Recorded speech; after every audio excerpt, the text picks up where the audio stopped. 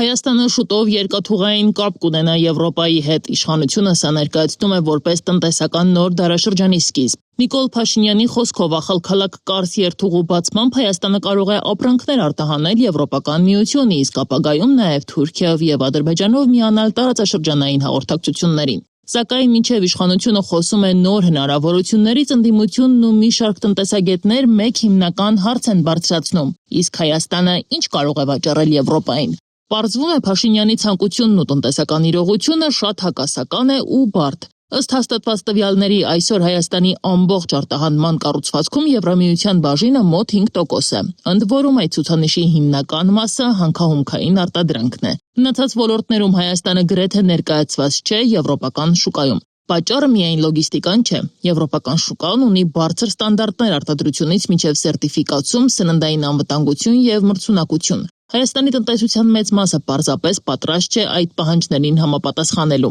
Ընդդիմադիր պատգամավոր Արթուր Խաչատրյանը նշում է, որ Թուրքիայի տարածքով հայկական բեռներ նախկինում եւս տեղափոխվել են, պարզապես փաստաթղթերում որպես վերջնակետ նշվել է Վրաստանը։ Նրա խոսքով այժմ փոխվում է հիմնական ձևական մասը, փաստաթղթավորումը, սակայն տնտեսական բովանդակային փոփոխություն առայժմ չկա։ Խաչատրյանը նաև հարց է բարձրացնում, եթե անգամ ճանապարհները բաց են, Հայաստանը կոնկրետ ինչ ապրանք է պատրաստվում արտահանել այդ ուղղություններով։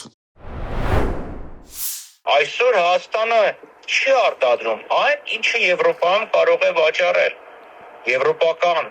շուկայի համար նախատեսված մենք շատ քիչ բան ենք արտադրում եւ արտահանում։ Ինչ էլ որ արտահանում է, հիմնականում նախատեսված է Եվրոպայի հայկական համայնքի համար։ Խաչատրյանն ընդգծում է, Հայաստանի տնտեսությունը վերջին տարիներին ավելի շատ դարձել է ներմուծման եւ վերավաճառքի տնտեսություն, քան արտադրական երկիր։ Ըստ ընդդիմադիր պատգամավորի, նույնիսկ եթե ենթակառուցվածքները բացվեն, դա ինքնին դեռ չի նշանակում տնտեսական հաջողություն։ Այսօր առանց փոխելու էկոնոմիկայի կառուցվածքը, փորձենք այն ապրանքները, որոնք վաճառվում են, ենթադրենք ԵԱՏՄ շուկայում, արտահանել Եվրոպա, նախ կարողա չթողեն, որովհետև կան տեխնիկական պարամետրեր, տեխնիկական անվտանգային ստանդարտներ, որոնց չեն բավարարում։ Դրանից բացի դու ահագին ժամանակ պետք է մարքեթինգային աշխատանք տանես, որպեսզի քո ապրանքները պահանջատար գնվեն։ Խաչատրյանը մանիպուլյացիա է որակում վերջին օրերին տարածվող հայտարարությունները, թե Թուրքիան բացում է շուկան Հայաստանի համար կամ նոր ճանապարհներ է տրամադրում։ Համասեն Էրդողանը դեռևս տարվա սկզբին էր հայտարարել, որ ընտրությունների նախաշեմին մենք ինչ-որ սիմվոլիկ քայլեր կանենք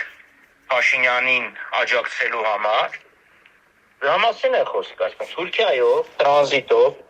բազմաթիվ ապրանքներ էին գալիս Հայաստան եւ նաեւ թուրքական ցակման ապրանքներ։ Ուղղակի փաստաթղթերում, ուղեկցող փաստաթղթերում, բեռնագրերում Հայաստան չէր նշված, ասենք Վրաստան էր նշված, Իրան էր նշված։ Եվրամիության շուկայում մրցակցում են այնպիսի երկրներ, ինչպիսիք են Չինաստանը, Հնդկաստանը, Պակիստանը եւ Հարավարևելյան Ասիայի խոշոր արտադրողները, էժան աշխատուժով, մեծ ծավալներով եւ արդեն կայացած արտահանման համակարգերով։ Այս պայմաններում Հայաստանի համար միայն եվրոպական ուղղության վրա հույս դնելը կարող է չափազանց ռիսկային լինել։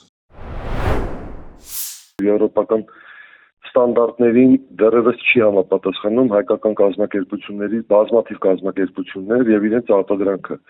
Այդ թվում մեր գյուղմթերքը հիմնականում պետք է հասկանանք մենք ինչ ենք արտադրում, որպեսզի կարողան եվրոպական շուկային հետաքրքիր դա լինի։ Փորձագետները նշում են, եվրոպական շուկա մուտք գործելու համար անհրաժեշտ են միլիարդավոր դոլարների ներդրումներ արտադրության արդիականացման, ստանդարտների ներդրման եւ մրցունակության բարձրացման համար։ Եվրոպական երկրները իրենց գյուղմթերքի կարծես թե ձեռն էին կրակնել անցյալ տարի գյուղատնտեսները մեծ բողոքի ակցիաներ էին անում, չէ՞, էքսկավատորներով,